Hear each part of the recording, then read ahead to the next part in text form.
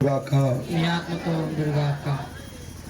పాస్కా పవిత్ర వారము, మాణిక్రమల ఆదివారము. మొదటి భాగము క్రీస్తు యెరూషలేములో విజయ ప్రవేశ స్మరణము. వ్యాఖ్యానము. ఈ దినము శ్రీ సభ క్రీస్తు ప్రభు తన పాస్కా పరమరహస్యమును నెరవేర్చుటకు యెరూషలేములో విజయవంతముగా ప్రవేశించుటకు కొనియాడుచున్నది. ఆ కారణమున ప్రధాన పూజా బలికి ముందు వైభవపూరిత ప్రవేశముతో గాని ప్రదక్షిణతో గాని ఈ సంఘటన స్మరించబడును. విశ్వాసులందరూ దేవాలయమునకు వెలుపల ప్రదక్షిణ ప్రారంభమునకు అనుకూలమగు స్థలములో తమ హస్తములతో తాళపత్రములు ధరించి వేచియుందురు. గత 5 వారముల నుండి అనగా విభూతి బుధవారం నుండి నేటి వరకు పాస్కా మహోత్సవాన్ని కొనియాడడానికి మనమంతా తయారవుతూ వచ్చి ఉన్నాము. ఈ రోజుతో వివిధ ఏర్పాట్లన్నీ ముగించుకొని మన రక్షణోత్సవాన్ని ప్రారంభిస్తూ ఉన్నాము. రానున్న పవిత్ర వారములో మనము క్రీస్తుని పాటులు మరణ పునరుత్థానములను కొనియాడుచున్నాము. దీని ద్వారా మనము ఆయనతో మరణిస్తూ మహిమాయుతమైన ఆయన ఉత్థానములో భాగస్థులం అవుతున్నాం. క్రీస్తు శ్రమలు పొందిన తర్వాతే తన మహిమలో ప్రవేశించారు.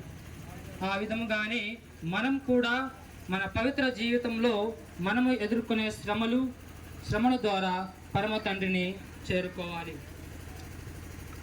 కనుక ఈ ఆరాధనలో భక్త ప్రవక్తులతో పాల్గొని రక్షణ పొందడానికి సిద్ధపడుదాం. ప్రభు మీతో ఉందురుగాక, మీ ఆత్మతో ఉందురుగాక. పునీత మార్కు గారు రాసిన సువిశేషములోని భాగము.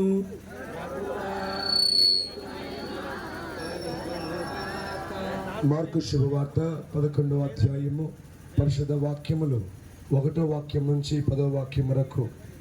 యేసు తన శిష్యులతో యెరూషలేము సమీపమున ఉన్న ఓలీవు కొండ దగ్గర నున్న బెతానియా గ్రామములను సమీపించెను. అప్పుడు అతడు 2 శిష్యులను పంపుచు ఇట్లా ఆదేశించెను. మీరు ఎదుటనున్న గ్రామమునకు వెళ్ళుడు. వెంటనే మీరు అక్కడ కట్టివేయబడి ఉన్న గాడిద పిల్లను చూచెదరు. దానిపై ఇంతవరకు ఎవరునూ ఎక్కలేదు. దాన్ని విప్పి తోలుకుని రండు.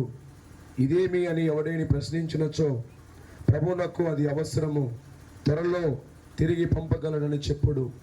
వారు వెళ్ళి వీధి ప్రక్కన గుమ్మమునకు కట్టివేయబడిన గాడిద పిల్లను చూచిరి. వారు దాన్ని విప్పుచుండగా అతడు నిలిచి ఉన్న వారిలో కొందరు ఇదేమి పని అని అడిగిరి. అందుకు వారిద్దరు యేసు ఆదేశమును వారికి తెలిపిరి. అది వినిన వారు అందుకు అంగీకరించిరి.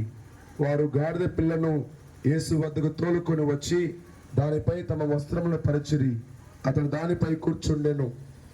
మార్గమున చాలా మంది తమ తమ వస్త్రములను పరిచిరి. కొందరు పొలములోని చెట్ల రెమ్మలను తెచ్చి ఆ త్రోవన పరిచిరి. అతని ముందు వెనకాల నడుచుచు జనసమూహములు, జయము ప్రభువు పేరట వచ్చిన వాడు స్తుతింపబడుగాక, వచ్చుచున్న మన తండ్రి దావీదు రాజ్యమును స్తుతింపబడుగాక, మహోన్నతులకు జయము అని విజయధ్వానములు చేసిరి. ఇది క్రీస్తుని సువిశేషము. క్రీస్తువానికి స్తుతి కలుగునుగాక. వ్యాఖ్యానం. ఎరుపు వస్త్రములపై. పెద్ద శుక్రవారం నాడు వేదశాస్త్రుల పండుగల్లోనూ పవిత్ర పండుగలలోనూ వినియోగించే ఎరుపు రంగు వస్త్రములను ఈనాడు గురువు ధరించారు. ఎందుకనగా ఎరుపు రక్తము వర్ణము. రక్తము ప్రాణానికి గుర్తు. ప్రాణానికి గుర్తు అయిన తన రక్తాన్ని క్రీస్తు యెరూషలేములో అర్పించిన ప్రాణాన్ని నిలబెట్టారు. మరియు ఎరుపు ప్రేమకు గుర్తు. పాపులమైన మనకై క్రీస్తు మరణించి ప్రేమాజ్ఞ అయిన పవిత్ర ఆత్మను మనకును అనుగ్రహించారు.